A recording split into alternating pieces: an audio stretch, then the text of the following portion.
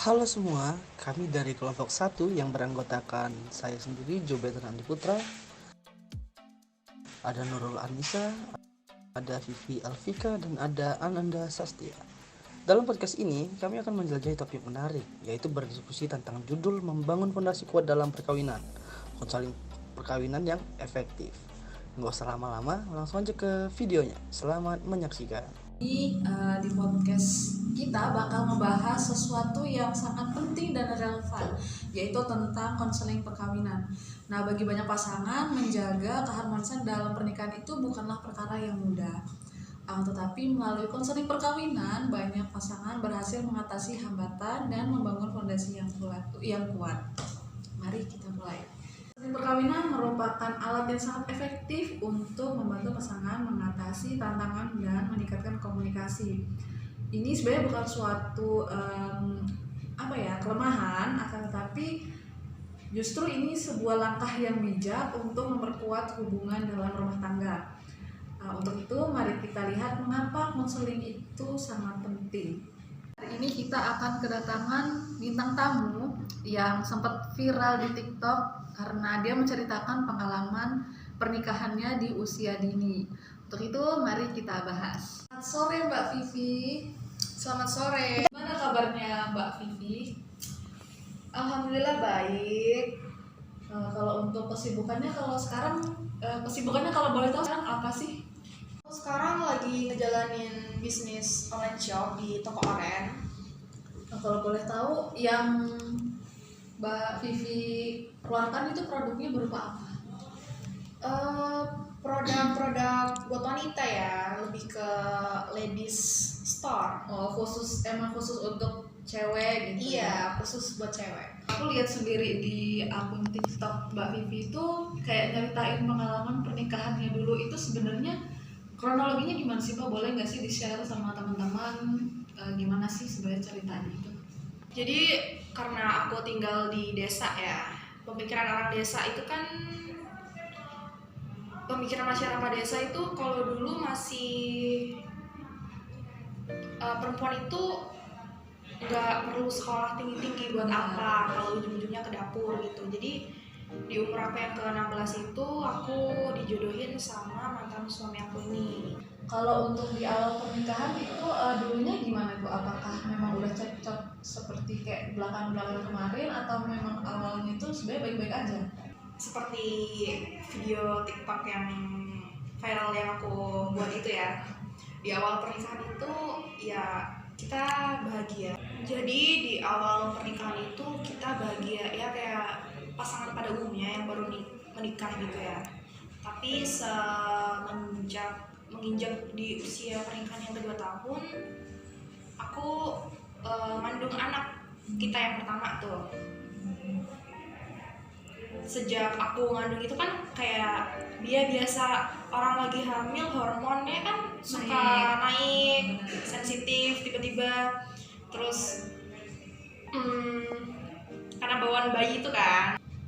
Tapi si mantan suami aku ini nggak bisa ngertiin aku kalau aku ini lagi ngandung. Dari situ mulai kayak rumah tangga kita banyak cekcok, dari hal yang kecil dibesar-besarin, ego nggak pernah nyelesain masalah secara dewasa ya, karena emang umur kita itu pasti di bawah Umur masih di bawah umur.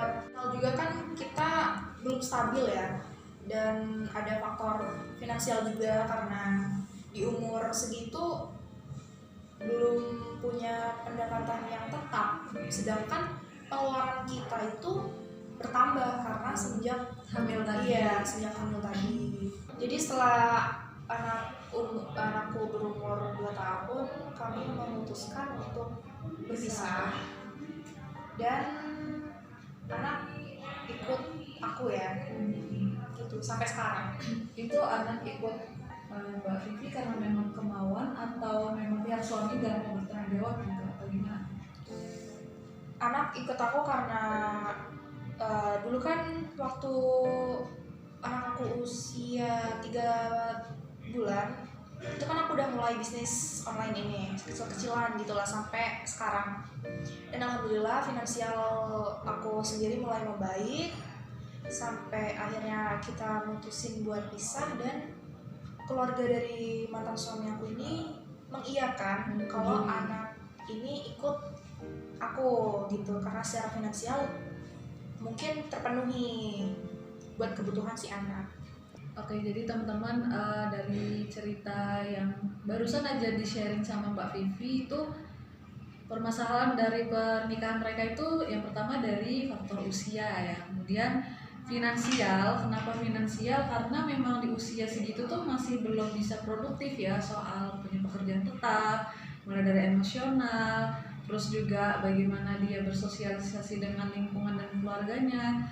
Jadi memang pernikahan dini ini sangat menjadi sebuah masalah ya di negara kita, karena juga banyak sekali anak-anak SMP, SMA itu yang menikah di usia yang memang belum sepatutnya, yang belum matang. Jadi untuk teman-teman kalau bisa dipikirin matang-matang untuk menikah. Nah, untuk Mbak Vivi ada nggak sih pesan dan kesan untuk teman-teman semua yang nonton? Untuk teman-teman semua, kalau kalian ada keinginan untuk menikah, sebaiknya dipikirin matang-matang dulu ya, karena menikah itu nggak gampang, banyak faktor yang bisa membuat pernikahan itu tidak berjalan seperti kemauan kalian. Dan nikah itu harus disiapin baik-baik secara fisik, mental, dan finansial. Agama juga perlu ya itu. Udah sih. Oke teman-teman, jadi itu tadi yang bisa di-sharing sama Mbak Vivi ke kita tentang pengalamannya. Terima kasih Mbak Vivi atas sharing-sharing tentang pernikahannya, ini sangat bermanfaat sekali ya untuk kita semua, karena memang menikah di usia dini itu sangat rawan dan rentan akan perpisahan. Terima kasih Mbak Vivi atas 1, 2, 3.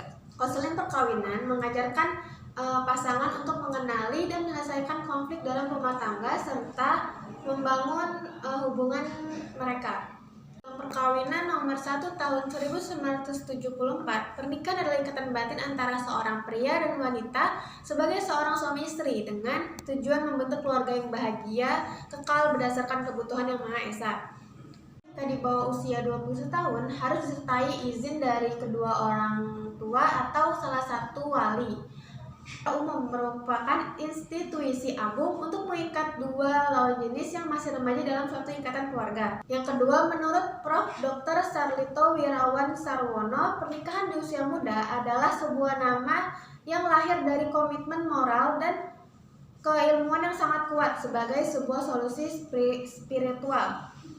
Jadi, ada beberapa dampak pernikahan di usia muda, yaitu pertama, tingginya angka kematian ibu dan anak serta gangguan kesehatan lainnya. Lalu ada penyakit HIV, yang ketiga ada kanker rahim, yang keempat ada depresi berat, yang kelima ada pernikahan yang tidak berkekuatan hukum, yang keenam ada munculnya pekerja anak, lalu kekerasan dalam rumah tangga serta konflik yang berujung perceraian.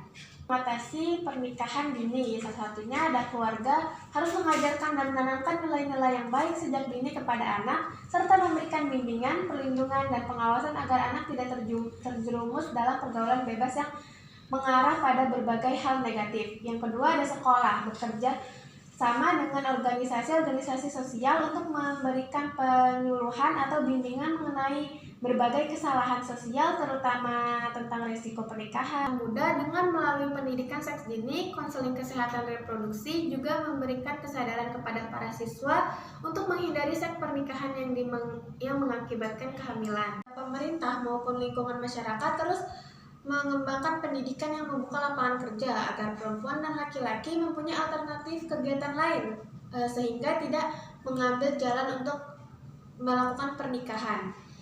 Misalnya, mengembangkan ke program pemberdayaan orang muda agar terus sekolah, dan bagi yang terpaksa putus sekolah diberikan pendidikan keterampilan agar tidak segera memiliki jenjang pernikahan.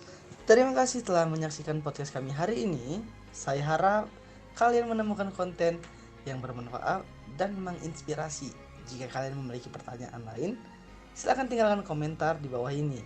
dan kami akan sangat senang hati menjawabnya. Sampai jumpa di episode berikutnya. Terima kasih dan semoga harimu menyenangkan. Kami pamit undur diri. This is kelompok 1.